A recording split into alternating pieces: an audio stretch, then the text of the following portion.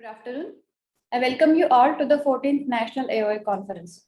It is my honor to be a part of it and share my experience about inadvertent dural puncture at Fernandez Hospital. I am Dr. Shweta Mogal. I have completed postdoctoral fellowship in obstetric anesthesia from Fernandez Hospital, Hyderabad during 2018 and 19. At Fernandez, more than 10,000 deliveries are conducted every year. During my fellowship year, the number of deliveries conducted under labor epidural were 3,342, out of which 200 epidurals were inserted by me. The number of accidental dural punctures with my epidurals were 2, out of total 13 accidental dural punctures. I would be discussing here both the cases of my victim. Case 1 was 31 years old primary gravida with term gestation, BMI 28.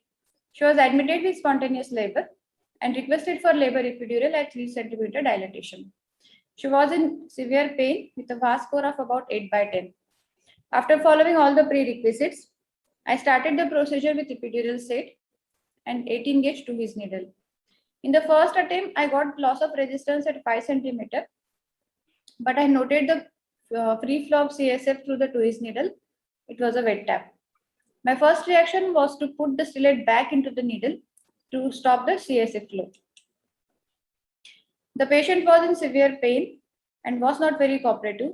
So in order to give her rapid pain relief, I decided to go with the intrathecal catheter. I threaded the catheter intrathecally for 3 centimeter length and checked for CSF aspiration. 2 milligram of ropivacaine with 25 microgram of fentanyl was given intrathecally, and her VAS score came to 6 to 7/10. I started spinal infusion of 0.1% ropivacaine with 2 microgram per ml of fentanyl at the rate of 2 ml per hour. However, after some time, she continued to have the pain and her pain scores did not change much. However, after some time, there was no CSF flow from the intrathecal catheter. Because this catheter was not working and also there was no backflow of CSF, I gave her option of resetting. While I was communicating this to the obstetrician, she revealed non-reassuring fetal heart status. So the patient was shifted to OT for emergency cesarean delivery. As the catheter was not working, I removed that and gave her spinal anesthesia with a standard dose. Spinal level of T4 was achieved. Cesarean section was uneventful. However, the patient had PDPH on day 2, which was managed conservatively. Second case was a 32 years old multigravida with term gestation, high BMI, with previous to cesarean deliveries. She was scheduled for elective cesarean in view of previous to cesarean sections. Combined spinal epidural analgesia was planned in view of anticipated longer duration of surgery and high BMI. I started the procedure with a CSC set, 18 gauge 2 his needle. The patient was obese and her back was difficult. In third attempt, I got the loss of resistance. However, again, it was a wet tap. I put the stylet back into the needle and to stop the CSF leak and called for the consultant. The injection for intrathecal for spinal anesthesia was already loaded. Hyperbaric bupivacaine 10 milligram, fentanyl 20 microgram, and morphine 100 microgram. It was injected intrathecally through the 2 his needle, and we waited for 2 to 3 minutes without disconnecting the syringe from the needle. Then the epidural catheter was threaded intrathecally for 3 centimeter length. Adequate spinal level was achieved and surgery was uneventful. Later, we did not give anything through the intrathecal catheter. It was taped and labeled. Obstetricians and nurses were informed not to give any injection through the catheter. The catheter was removed 24 hours after insertion and the patient was actively followed up. She did not develop any PDPH. Before I discuss both these cases, let us see the Fernandez protocol for inadvertent dural puncture. Whenever you get a wet tap, do not panic. And instead of removing the needle, put the epidural stylet back into the needle and plug the leak. Now advance the 2 his needle further by 2 to 3 millimeter to make it a complete dural puncture. Check for the free brisk flow of CSF and reinsert the needle. Now load the drug to be given intrathecally. If VAS score is less than 7, we give 20 microgram of fentanyl. And if it is more than 7, we give 20 microgram of fentanyl with 2 milligrams of bupivacaine or ropivacaine. But most importantly, do not disconnect the syringe after giving injection from the 2 needle. Wait for 2 to 3 minutes. Let the drug fix. Now thread the intrathecal catheter for 3 centimeter. Aspirate and check for the CSF flow. Connect it to the filter and start the continuous infusion regimen. We use 0.1% ropivacaine with 2 microgram of fentanyl at the rate of 2 to 3 ml per hour. Minimize catheter handling and maintain strict asepsis. Label the catheter to be handled by anesthesiologist only. Once the patient is pain-free, inform her about the dural puncture and the possibility of PDPH. Make sure she has good pain relief all throughout the labor.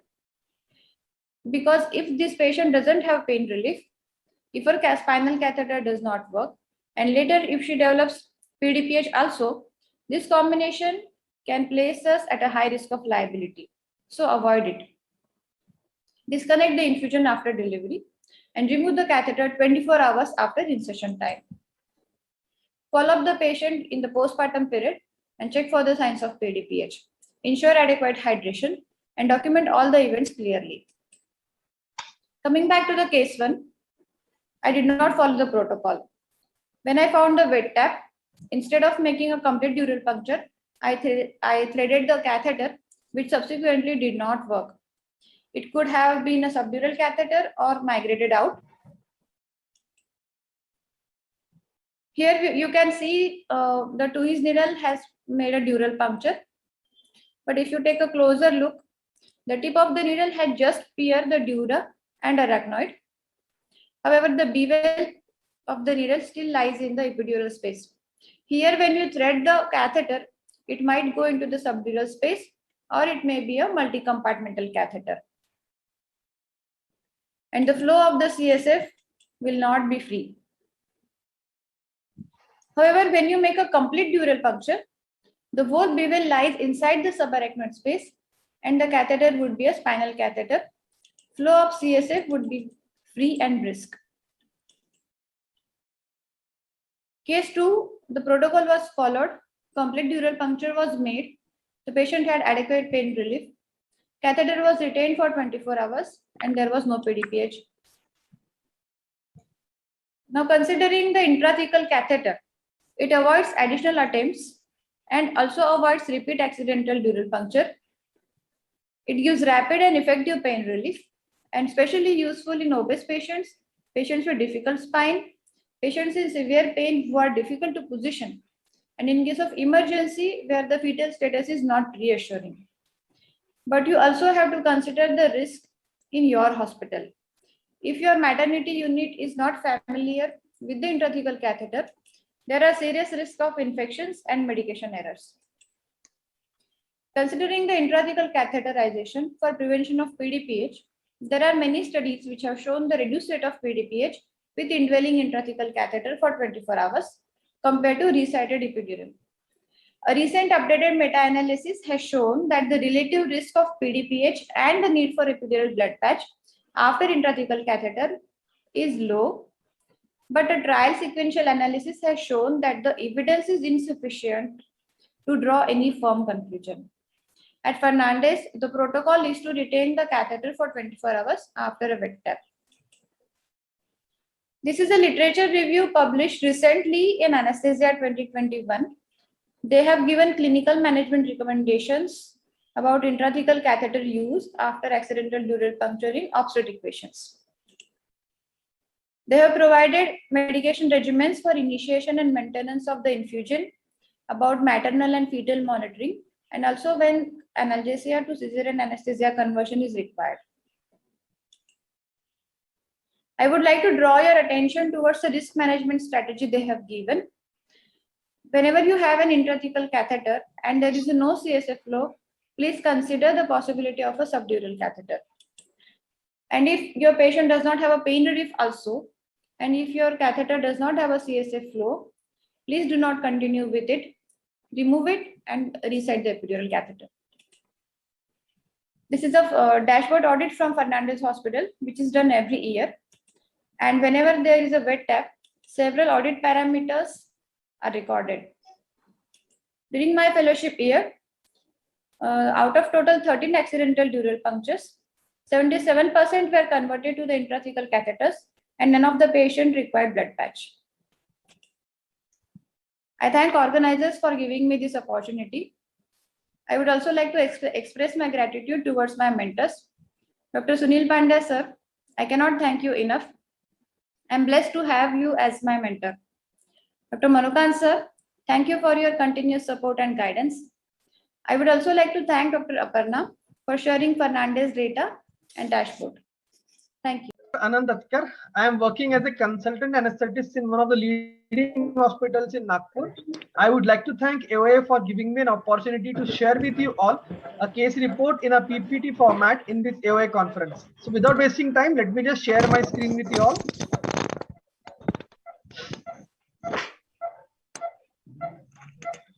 My topic for today is epidural misadventure, which happened with me, and what lesson I learned from it, which I want to share with you all. So I had a patient. She was a 22 female, primary, term in labor. She came for safe institutional delivery at around 10 a.m. on a weekday. On examination and taking history, everything seemed to be normal. She was NBM when she left home. That was approximately 6 hours before. I gave her an option of labor epidural. I told her about the pros and the cons and what she can expect from epidural. She agreed and gave her consent. After taking consent, I shifted the patient to the birthing suite. I have connected all the monitors. I made her sit. I have used an 18-gauge epidural set for the procedure. It was a fairly simple procedure for me, where I was able to put the catheter in a single attempt. On aspiration, it was negative for blood and CSF. The time was approximately 12 p.m. To relieve her pain, I gave her 8 ml of 0.125% bupivacaine, which had 2 mics per cc fentanyl in it. The misadventure started soon after completing the dose. In less than 3 to 4 minutes, patient complained of tingling numbness in both the upper limb. She had a dense motor block of the lower limb. Patient complained of heaviness in the chest. She told me she felt like some heavy object was kept on her chest. Fall in blood pressure was significant. It was more than 20 mm of Hg from the baseline. And I knew something went wrong in this case. I immediately informed my colleague anesthetist in the OT to keep an OT ready for emergency cesarean section. Saturation was maintained, but the patient slowly became drowsy. I managed her with fluid boluses and vasopressors and connected oxygen while I informed the OT for the emergency cesarean section. In the next 5 minutes, the patient worsened. The saturation came down. I immediately shifted her to the OT. We intubated her, gave her general anesthesia. Blood pressure during that time was maintained with titrated NORAD infusion and fluid. Our OBGYN team did a good job by delivering the baby in less than 5 minutes. ABGAR score was 10 all the time. The patient after cesarean section was observed in the OT itself. After the hemodynamic stability, we stopped the NORAD infusion. We extubated her and then shifted to the recovery for further management. So the question was what happened in this case and how to identify what problems have occurred. The most common thing in this case would have been a catheter which is supposed to be in the epidural space have migrated or translocated in some other space. Now the 3 positions where the catheter might have gone in this case would have been a subdural, intrathecal or intravascular. So I'll just explain one by one each of them, and we'll just rule out one by one each of them. So what if the catheter was translocated in the subdural space while putting the catheter and fixing it? Now putting intentionally catheter in the subdural space is quite difficult. And even if we give an epidural dose in the subdural space, the effect would not be that drastic as seen in this case. The effect of drug in the subdural space has action similar to that of an epidural, that is a slow onset, more of a sensory block than a motor block, and usually it's a short lasting. The second possibility, which we strongly feel that the catheter might have gone in the intrathecal space while putting the catheter itself. So this was to a surprise that many patients, even on aspiration for CSF, show a negative result, but the catheter or the tip of the catheter, one of the holes might have gone in the intrathecal space, after piercing the arachnoid membrane. If the catheter is wholly placed in the intrathecal space, then it's very easy, as we know that we'll get a wet tap. But we think that in this case, the tip of the catheter, some one hole might have pierced the arachnoid membrane and gone in the intrathecal space, which while giving the dose, all the drug was maximum part of the drug gone intrathecally, and that drug gave the results similar to that of a total spinal block. Which we have seen that the patient had a dense motor block in the lower limbs, as well as the high level of anesthesia, where the patient complained of tingling numbness in the upper limb and difficulty in breathing. So the chances is that the catheter tip might have pierced the arachnoid and went intrathecally. Now the third point where the catheter can translocate is intravascular. Now that's very hazardous and dangerous situation to land where the catheter can go is in the intravascular space, because the drug concentration and the drug volume which we are going to give goes directly into the blood vessels, and the effects can range from mild to very severe. In mild form, it can present to us with perioral tingling, numbness, tinnitus. It may have CNS effects like seizures, coma, and from cardiac effect, it can show cardiac excitation phase like tachycardia, hypertension, to cardiac depressant effects like asystole and cardiac arrest. So this was not the picture. The picture was similar to that of a total spinal. I'll just give you a brief discussion on subarachnoid and subdural block, how to differentiate them. Now, if the drug which we are giving has gone subarachnoid, that is in the intrathecal space, the block would have been a dense, even with a test dose, and the effect is similar to that of a total spinal. While if the drug which we have given would have gone in the subdural space, its effect would be a slow onset of effect, where sensory is expected to be more dense as compared to the motor. Also, the effect usually lasts for a short duration of the time. Now, in our case, the presence of dense motor block and hypotension usually is suggesting us that the catheter tip would have pierced the arachnoid and gone in the intrathecal space. I would like to share the contrast image with you, which shows the subdural placement of the epidural catheter, where we can see the circumferential spread of the drug in the intrathecal area after giving the epidural dose. While ideally it should have been more over the anterior part of the thecal sac, mostly sparing the posterior part. Now this is the picture of a normally placed epidural catheter. Now after giving the drug usually escapes from the intervertebral foramina, which is not the case in when the drug is in the subdural space. Seeing the contrast image of the whole spine, usually the epidural injection after giving usually escapes from the intervertebral and paravertebral foramina, and the picture usually looks like a Christmas tree pattern. Whereas subdural drug placement usually flows around the thecal sac, and the image is similar to that of a railway track appearance. Straightly it goes in the upper and in the above and lower directions. Now we can see the smooth lateral borders here in this picture, while in this epidural injection we can see the lateral escape of the drug also.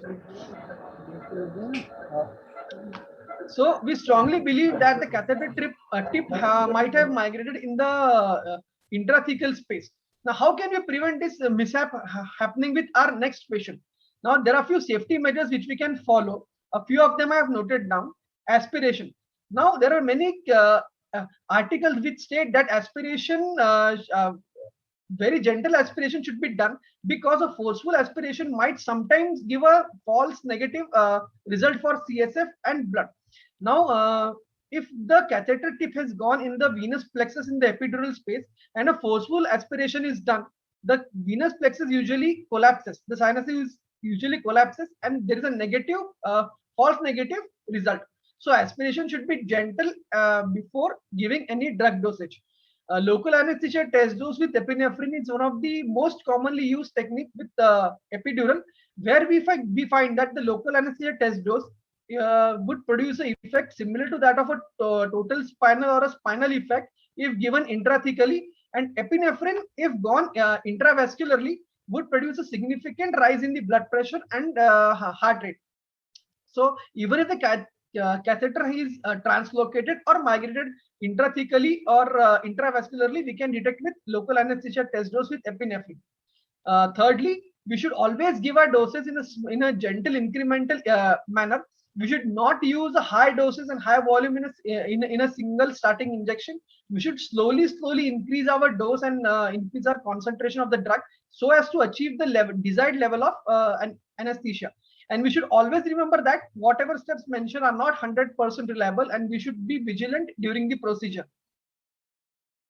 Now, what lesson I learned from is that epidural technique can fail any moment of the time. So we should be very attentive while putting an epidural catheter. Dose of local anesthetic should be used judiciously. Like we should go slow and go low. We should use low dosage and low concentration and low volume of the drug initially, and slowly we can just increase to achieve the level of anesthesia. Possibility of catheter migration should always be there in our mind. Catheter can migrate any moment of the time, and we should always be ready with intubation and airway management trolley, even if we are doing a regional procedure. So this is the lesson what I learned, and I wanted to share with you all. So thank you for your precious time and listening to my presentation. If you have any doubt, I am here to answer them. Thank you. Good evening, sir, and thank you for giving me such a wonderful opportunity to present in the 14th National Conference. My topic was a nightmare during my fellowship, and I am Dr. Deepika from Ramachandra Medical College, Chennai. It was a fine morning around 7 a.m. I got a call from the obstetrician stating that G4P2L2A1, a 29 years female, at 37 weeks 5 days with a previous normal to vaginal delivery, was induced with cerviprime gel the previous day. During morning 7 a.m. regular examination, found to have a leaking PV, which was meconium stained, and the fetal monitoring status was showed a fetal distress. And this was for CTG monitoring at 3 a.m. and the morning 7 a.m. CTG, which showed a variable decelerations. And I approached the labor room, 30 BMI fasting was 8 hours, patient, a regular dentition with a Mallampati score of 2, mouth opening was adequate, neck movement was fine, and spine was normal. After a regular examination, I instructed them to shift to OT with a plan of regional. So before shifting, around 7:50 a.m., patient was injected with Taxim 0.1 milligram, 0.1 ml of intravenous by the labor room staff. So once patient was received inside the OT, I noticed the eruption of urticarial rashes over a forearm, arm, chest, and abdomen and face. So monitors were connected, vitals were stable. Injection hydrocortisone 200 milligram was given, dexamethasone 4 milligram gave, and ondansetron 8 milligram was given. Patient suddenly developed breathing difficulty with the pulse volume reduced, and she also developed periorbital and perioral edema, but mouth opening was adequate and the tongue swelling was absent. That time her vitals had a saturation of 93% with oxygen mask 4 liters per minute, and the heart rate was only 60 per minute, and the BP was fall from 80 to 40, 80 over 40 millimeters. Again, I had a doubt to proceed with regional or general. In case of regional, patient is having fetal distress. She is already having hypotension due to drug allergy, and if I start on regional, it could cause SVR reduction, and patient positioning, volume to be decided, and the duration and the anaphylaxis progression. In case of general anesthesia, patient is desaturation, and obstetric, we can anticipate a difficult airway. There could be an obscured laryngeal or pharyngeal edema, and then the induction agent to be chosen accordingly, and to prevent further drug allergy. So example like muscle relaxants. Here the alarm sets in. Initial is the maternal anaphylaxis, which is leading to hypotension, causing fetal distress. And another one alarm that I had in mind to whether to give was epinephrine, which can lead to further fetal distress by decreasing the uteroplacental flow. And in order to take a decision, I just started at 7:40 a.m. 100% oxygen, 10 liters per minute was given. Injection ephedrine 12 milligram with another dose of 12 milligram was given start. Over the IV cannula, I gave 500 ml of ringalactate bolus solution, and BP improved to 104/50 millimeters of mercury, and the heart rate was 115 per minute, and saturation improved to 99. By the time I tried to I cannulated a radial artery, and as hemodynamic was monitored and fetus was not impaired, I proceeded with spinal anesthesia with bupivacaine of 2.2 ml. I achieved a level of P4, and the hemodynamics was monitored throughout the surgery. Hypotension was managed with ephedrine 6 milligram IV fluids and oral fluids ringalactate. And lower incision cesarean section was started, and baby was delivered. I had an UPCAR score of 1 minute of 8/10 and 5 minutes of 9/10. Uterus was closed in layers. Patient was shifted to postoperative care, and hemodynamics were monitored for 2 hours. As patient was hemodynamically stable, our BP was around 120/80 and heart rate improved to 80, and saturation was 100% with 4 liters of O2. And once the level regressed and movements improved, arterial line was removed, and hence the patient was shifted to a labor room. So here I encountered an allergic reaction during my fellowship. Here, its allergic reaction can be classified into 4 types. So immediate, cytotoxic, immune complex, and delayed hypersensitive reaction. There is release of histamine. From the mast cells when there is subsequent exposure to the allergen, and the development of signs and symptoms of flushing, angioedema, urticaria, tachycardia, hypotension, dysarrhythmias, and bronchospasm. Can also develop GI symptoms of nausea, vomiting, and abdominal cramps. And in anesthesia, the major cause for allergic reactions include the neuromuscular blockers, second being the latex, and third being the antibiotics, and opioids and other agents include the colloids and the hypotonic solutions. So grade 1, which has a cutaneous signs of generalized erythema, urticaria, angioedema to mild fever. Grade 2 is not life-threatening, but does develop hypotension, tachycardia, and bronchospasm, which are manageable. Grade 3 is life-threatening as shock and severe bronchospasm, bradycardia, arrhythmia develops, and grade 4 is the cardiac and respiratory arrest. According to National Institute of Allergy and Infectious Disease, Food Allergy and Anaphylaxis Network, amended criteria for anaphylaxis include one of the 3 criteria to be fulfilled to state it to be an anaphylaxis. First is acute onset of illness with the involvement of the skin or mucous membrane and having at least a respiratory or hypotension. The second criteria is 1 or 2 of the following that occurs rapidly after an exposure to allergen, involvement of the skin or mucous tissue. Next is a respiratory compromise, hypotension, or a gastrointestinal symptoms. Any 2 of this criteria should be established. And the third is the presence of hypotension when there is a fall in systolic BP of less than 90 millimeters of mercury or greater than 30% of the baseline. So management is to stop the agent and call for help. The main is to maintain the airway and to give 100% O2. Epinephrine is the drug of choice, like IM dose of 0.5 milligram to 1 milligram can be given. In case of IV, you can give 50 to 100 microgram of 0.5 to 1 ml in 1 in 10,000 dilution. The management of anaphylaxis in obstetrics is based on an European Resuscitation Council guidance. According to that, any obstetric units must have an immediate availability of the anaphylaxis treatment and investigation packs whenever a regional or a general anesthesia is to be administered. All allergic history should be taken even in any urgency to deliver the baby. Next, the anesthetist should be quite vigilant to non-obstetric causes of hypotension in obstetric patient. The other thing, adrenaline should not be withheld with a fear of detrimental effect on the placental perfusion. A regional anesthesia, if there is no hemodynamic instability or the fetus is stable, a regional anesthesia is not a contraindication. Anaphylaxis should be actively considered when there is when the other causes of hypotension or collapse is unclear, and the mast cell tryptase level should be measured.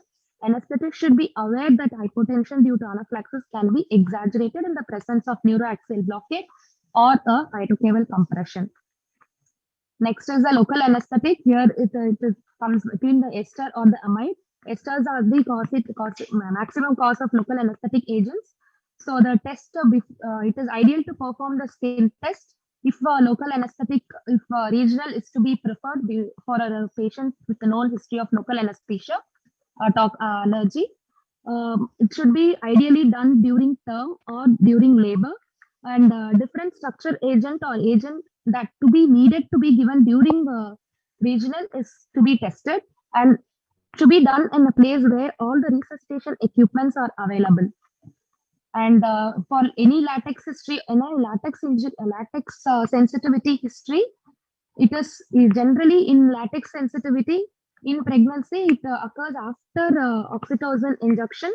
It could be due to entry of the latex protein into the circulation via the placental open sites, and also it could be due to the structural relationship between oxytocin or the latex, and oxytocin even may form an epitope on the latex antigen. So this is an approach towards a latex sensitive patient. It is ideal to identify and optimize the patient, and in preparation, it is ideal to use glass syringes, avoid gloves that has low protein latex, and to use an alternative such as neoprene or styrene and polyvinyl chlorides materials. The investigations that to be done is acute assessments and allergic testings. Acute assessment is serum tryptase level, which has to be drawn within 2 hours of the reaction and to be repeated after 24 hours. And other test is the histamine that to be done within 60 minutes because after 60 minutes, it returns back to the baseline level. And the skin testing can be done, and the mast cell is specific, where the mast cell and the skin is exposed to the specific antigen. If it is more than 3 mm in diameter, it is positive, consider positive. Next, the local anesthetic in order to perform a regional bomb. This is the method of local anesthetic skin test.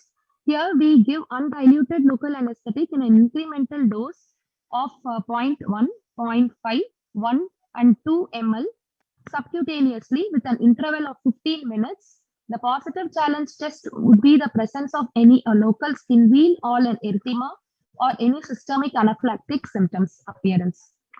So in vitro test is the test in pregnancy generally. It is done using the serum, where the serum is assessed for radioimmunoassay, and it's only it is not a diagnostic test, it only knows a sensitization. And the differential diagnosis could be urticaria, angioedema, mastocytosis, or C1 esterase inhibitor deficiency, and IgA deficiency. Thank you. Okay, very warm evening to everyone, and really nice and happy to see all the known faces. 3 excellent presentations by fellows, and I think this is a fantastic session.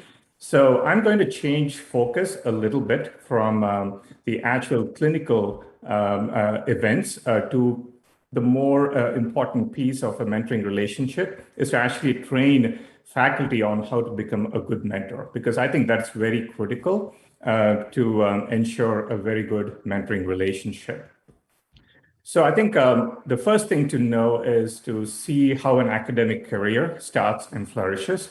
So obviously you need to have the good skill sets. It could be clinical skills when you're training, but the most important first step after acquiring all the clinical skills is to find the right mentor, because that's very critical before you can go on to all other scholarly activities.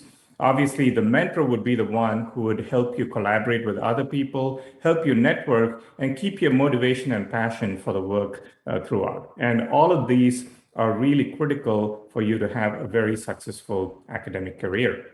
But that is the overall linear pathway for becoming a very good academician. But when you look at a specific project. It could be an audit project or it could be a clinical research project. It's never a linear or a straight line. You will have a lot of challenges because you're very excited when you get started. You think that's the best idea ever. But then once you get into the nitty-gritty of how to accomplish that project, you realize that there are a lot of hurdles. You have to go through them sequentially and with the help of a mentor, and you'll have to have belief and persistence in your own ability before you can actually come up with a good clinical research project. So the whole purpose of this next 15 minutes is to actually highlight the importance of mentoring in this process. Obviously, the word mentor, comes from Greek mythology. Mentor was the person who advised Telemachus, who was the son of Odysseus. And all of this features in the Greek epic Odyssey. And he was responsible for ensuring that this young man, Telemachus, was well versed in the way of life as well as in being a good fighter. So the word mentor comes from Greek mythology, but the word mentee does not come from Greek mythology. It's a derivative word, and that's all of you people, in training at different stages of development. It's not just mythology. Even if you look at true history, Alexander the Great, not many people know that he was actually mentored by Aristotle, one of the greatest philosophers of all time. You would think that he's a great warrior, but he was actually ensconced in the ways of life by Aristotle. And even if you look at the most brilliant minds in the past 150 years, Charles Darwin on your left and Einstein on your right, you would think that they were all self-made scientists, but they were not. Each of them were mentored. Charles Darwin was mentored by John Henslow, and Einstein was actually mentored by Marcus Ptolemy, who was a family friend of him, who exposed him to all the scientific thinking abilities. So even the greatest and the brilliant scientific minds need mentoring. And so that's why it's very important when you progress through your career to find the right mentor. So I see the role of a mentor as a skillful gardener, where the seed is the mentee, and you need a lot of other ingredients for the seed to germinate. You need a very good work environment. You need to have the training, the skills, the networking, and the motivation. But I think the most important role is that of a mentor, who is the gardener, who makes sure that there are no weeds, make sure that the seed is watered, and make sure that it gets exposed to the sunlight. So that's the way I want all the faculty members tuned into this call to actually think about the process of mentoring. So what do you do when a trainee walks into your door and says, I want you to mentor me? This is one of the first steps in establishing the relationship. And I think the most important piece of this is to actually assess the skill levels of the mentee, because everyone thinks that mentoring relates only to an academic research project. And I'm going to highlight a few other non-academic pieces of a productive career. So the first thing you need to know is to assess the personal traits of the trainee. You want to make sure that what their real strengths are. Are they a very good critical thinker? Are they very sociable people? Are they very good with public speaking? Are they emotionally intelligent? You have to look at all the personal traits of that particular trainee. And then you look at the professional traits, whether they have a desire to pursue excellence, whether they're very technically competent, whether they have very solid communication skills, and they're ethically sound and have a lot of personal integrity.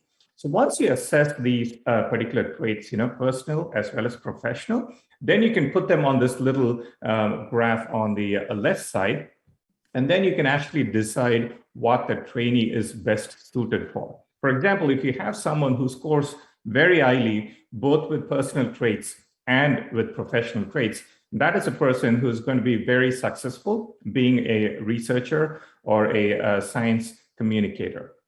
For example, if you have someone who's very good with personal traits, but do not really have a very a strong professional personality, they're very unlikely to succeed. So it's very important that you match up these two particular skill sets and then identify what areas they're likely to succeed with. And the reason to do so is that I want you to think about the overall personality as not just related to critical thinking ability, but some people who are not critical thinkers are extremely good with public speaking. They have very high social and emotional intelligence, and they bring various other strengths. So you need to make sure that you know and understand the person before advising them what they should become. So I would highly recommend that you read this book by Howard Gardner, which talks about the theory of multiple intelligences, just to understand the people's frame of mind. You know, this is unrelated to mentoring, but I think this is a very critical piece if you are to find the particular pathway which is going to be good for that particular trainee. So this is a very interesting cartoon. You know, this was actually stated by Albert Einstein, you know, about the education system. So everybody is a genius in their own way, but if you judge a fish by its ability to climb a tree, it will live its whole life believing that it is stupid. You know, so I think this is very important distinction to make. Not everyone can be a successful researcher, and not every researcher is likely to succeed in administration or leadership. So they're all very unique and distinct roles. And your role as a mentor is to identify trainees with this particular skill strength, and then you have to nudge them in the right direction. So I also want you to look at academic career as a fourfold pathway. You know, one, we always focus on the scholarship pathway, which is on the far right here, which is about discovering new knowledge, application, integration, and then finally teaching. But there are a lot of other aspects to a good academic career. So you can actually be a quality assurance and quality insurance expert, you know, really involved with patient care and making good clinical care pathways for patients. You can become a very good teacher, you know, if you are really interested in public speaking and you are have a talent or the knack of communicating science. You know, you could teach students, residents, fellows, so that could be a distinct career path. Or you can then be in the administrative side if you're very good with interacting with people and getting the job done. And you can be part of local committees in the hospital or part of national organizations or administrative leadership roles. So these are the various kind of pathways within the overall rubric of scholarship that's available. And I want all the faculty members tuned into this particular talk to think about scholarship as a broad-based venture and not very narrow-minded, focusing only on research. So the other distinction to make is there's always a confusion between who a mentor is. You know, is it a very good clinical teacher? Is it a role model? Or what exactly is a mentor? So clinical teacher, we have all been inspired during our training by someone who is very good with their clinical expertise and are happy to communicate their knowledge to us. So they teach their field of expertise, but it is not geared to a particular person. You know, they just share their knowledge to all the trainees in the same way. What about a role model? A role model is someone who actually teaches us to be like them. And these are people who are very inspirational, and they, in fact, may not even be aware that they are teaching or setting a role model for other people to pursue. These are very unique people, and they exist in every department. But mentoring is different from either being a clinical teacher or a role model, because the role of a mentor is actually to teach the fellow or the trainee to reach the potential. And the content is geared specifically for that mentee. You know, it cannot be a common one that's applicable to all. And this is exactly where assessing the skill strengths of the mentee is very important. And then you can nudge them in the right direction. And there are many facets of mentorship. You know, we already talked about this briefly. You know, the role is to nudge them in the right direction and also make sure that they are having a very good trajectory in their personal and professional growth. And more importantly, connect them to other people who have other skill strengths that might be beneficial for the mentee. And the most important thing is to provide honest and constructive feedback. So the relationship between a mentor and a mentee should be bidirectional, and it has to be a mutually pleasant interaction, and it has to be mutually beneficial. After all, you know, all the faculty members who are mentors, they also have their own lives. And so it needs to benefit them in some way. And that could be in the form of a publication, or it could be in the form of something, but it shouldn't be abusive or it shouldn't be exploitative. And the role of the mentor in this particular setting is that they would know, for example, for a scholarly project, they would know what the most recent advance in a particular field is, and then tell the mentee on how to pursue the project and then help guide them through the project. And obviously, they would have some experience in writing papers, so they can actually train the mentee or the trainee how to come up with a good introductory paragraph for a paper, how to place the results in context, and how to write the actual paper. I know that there's a special session on publication, and I would strongly urge all the trainees in this call to listen to that as well. So what are the traits of a good mentor? You know, if you generate a word cloud, you will notice that there's nothing related to academics. There's nothing related to paper publication or manuscripts. You see that it's a very kind of a social and emotionally driven relationship. So the most common words that pop up are inspiring, resource, you know, it's a rewarding experience, it's a role model, very empowering, exciting, creative, and engaging. So the reason I put this up is for you to shift your mindset from being the boss towards someone who is looking forward to helping a young person, you know, to kind of evolve in their career, become good clinicians or good academicians. So these are the traits of a very good mentor. So the next piece, I think, you know, which especially with COVID-19, it's really important to stress is to ensure that your trainee has very good personal habits, has an established work routine, and is mentally stable and physically resilient, because a lot of people are going through a lot of stress. It may not be apparently visible, but I think you should take all of those things in mind and nudge the trainee to achieve a good work-life balance. You know, the word balance itself is a myth, you know, but at least you need to be able to understand when the trainee is struggling, you know, their family is probably expanding, they're having babies, they're having children in their family.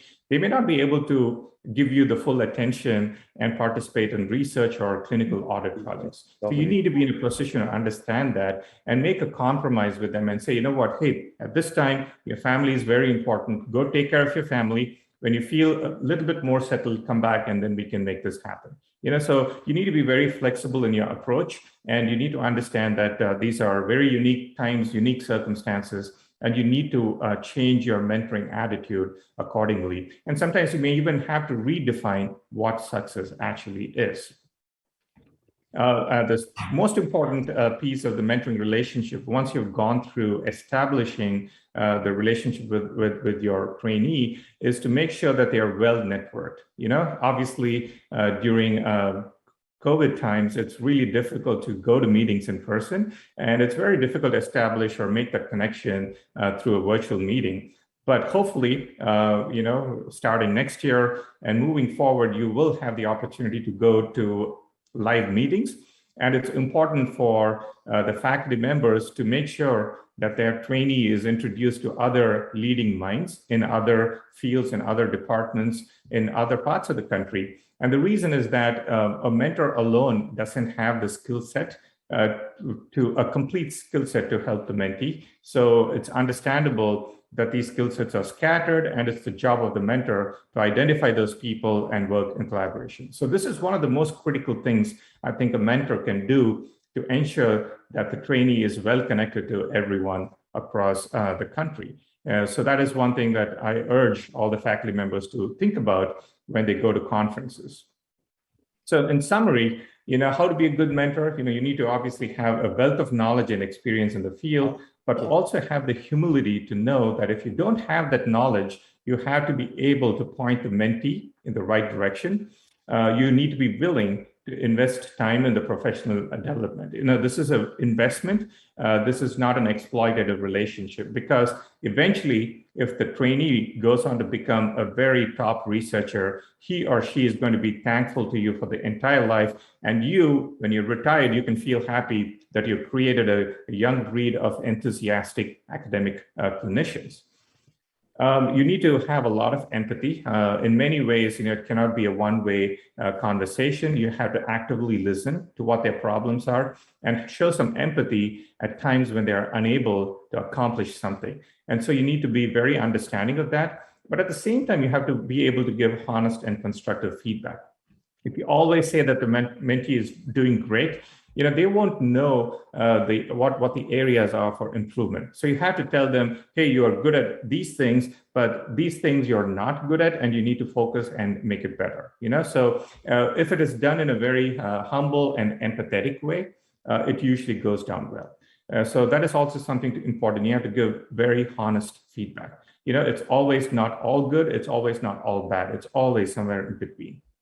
And finally, you have to be a little selfless. And that, I think, is a very difficult trait. And I think you need to change your mindset and think that, okay, even if nothing comes out of this relationship between me and the trainee, as long as the trainee learns something from this, it's okay with me. So don't expect a publication when you go into a mentoring relationship. But think of it as an investment, and worst case, the trainee would go on to become successful regardless of whether there's a publication or not. So try to be selfless. It's easily said than done, but I think it's just a mental frame shift.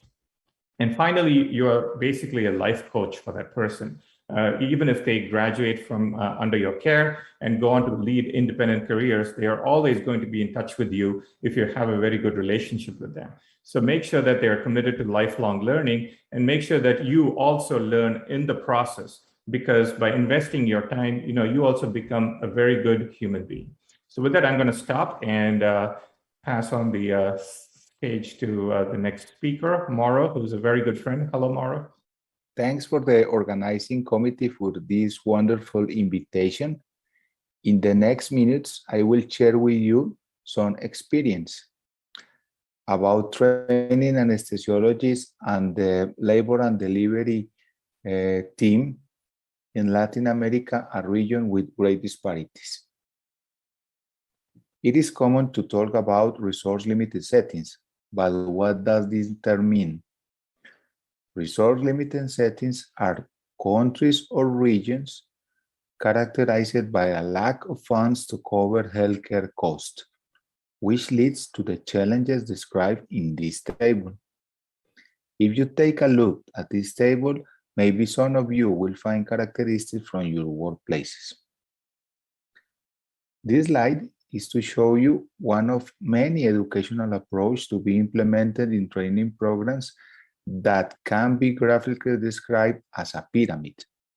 In this pyramid, the adequate construction of the basal concept is required to proceed to the upper one.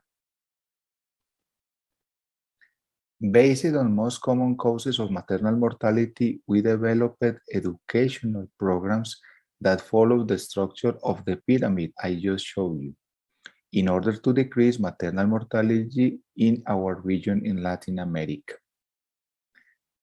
I will now describe the most important aspect of each one of the steps. Let's begin with knowledge. This study of the World Bank shows us how in low and middle income countries, more people have cell phones than toilets. We have the power of the internet in our fingertips via smartphones, tablets, and other IT devices 24 hours a day. The opportunities to obtain knowledge are endless. Based on that, to teach the knowledge to the participant, we do not use the standard model of the keynote lecture, but the model of a flipped classroom where people are provided with the objectives before a facilitator lead session that often follows the scenario-based learning modality, either virtual or in person, and an after-class section where participants consolidate their knowledge. So, for the initial phase, we send all the theoretical contents under the concept of MOOCs, Massive Open Online Courses. MOOCs are free online courses available for anyone to enroll.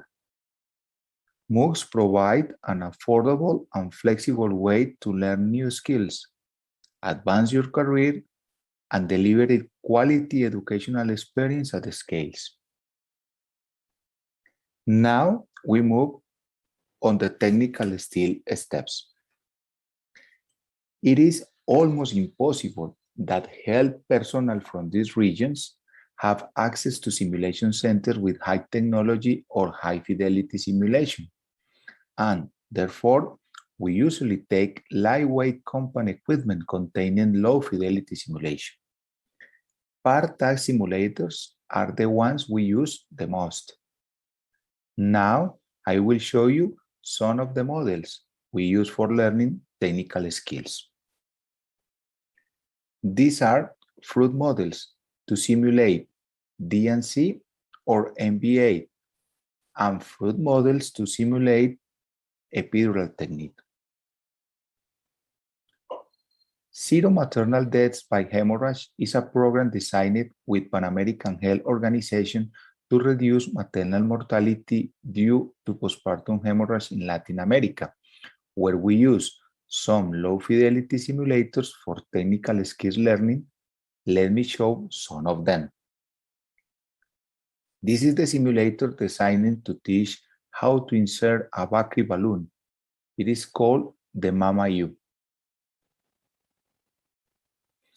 As there will not always be a MamaU available in low resource settings, we use this typical rubber hot water heating pad instead. These are uterine balloon tamponade made of Foley catheter, condoms, and disposable gloves to replace the Bakri balloon. This device works clinically as good as the Bakri balloon. This is a uterus model for hemostatic suture learning made of shear ties and phone or kitchen gloves. This is a real abdominal packing vacuum pack technique, and this is the simulator for the packing technique with surgical gauze and Vinipel film that simulate the Bogota back laparostomy. This is the non-pneumatic anti-shock garment, NASG. In one of the skill stations, the assistants volunteer to feel by themselves the increase on venous return. In the after section of the flipped classroom model, participants receive rubrics of the procedures for independent practice of the skills with low fidelity simulation after the conclusion of the training period.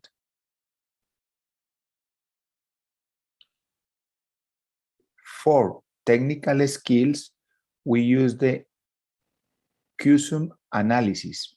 This is a statistical and graphical tool that can be used to track the success and failure at the technical skills and examines trends over time.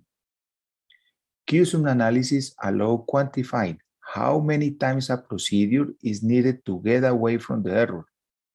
Let me show some articles about that in anesthesia. This is a study for QSUM course for evaluate training for endotracheal intubation. You can see here that the number needed is around 75. This is another study as proficiency at insertion of labor epidurals. The number of procedures needed is around 75 too. In this important study about competency of anesthesia trainees in ultrasound identification of cricomembrane, the number is 20 scans to identify the cricomembrane. And this another study is about gastric ultrasound. And the QSUM course shows us around 33 examinations for identify the content of gastric. In this last study, doing TAP block, a common procedure for analgesia in C-section, the procedure was considered a master after performing 16 blocks. In Latin America, the governments give a kit for obstetric emergencies to the regions with the highest maternal mortality. This kit includes medicines and supplies needed for the management in patients with obstetric emergencies. Let's talk about non-technical skills now. Non-technical skills are behaviors in the perioperative environment not directly related to the use of drugs, equipment, of medical expertise.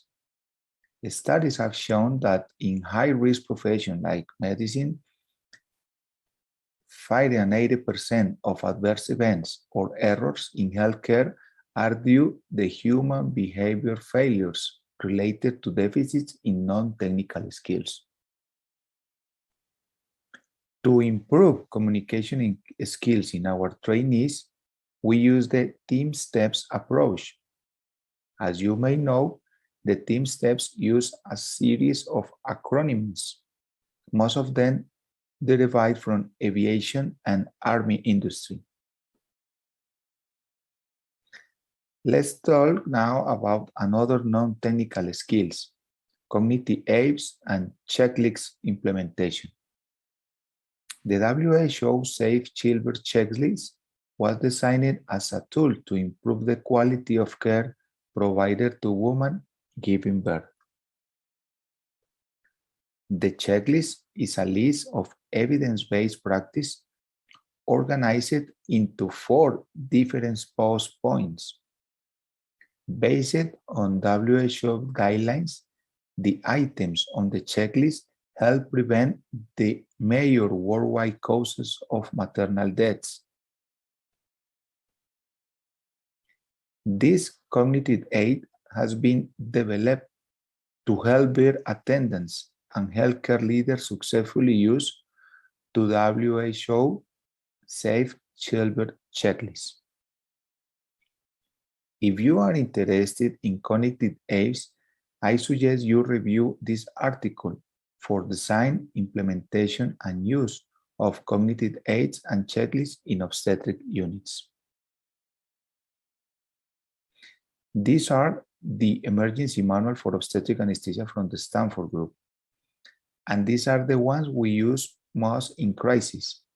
We have translated them into Spanish and we use it widely.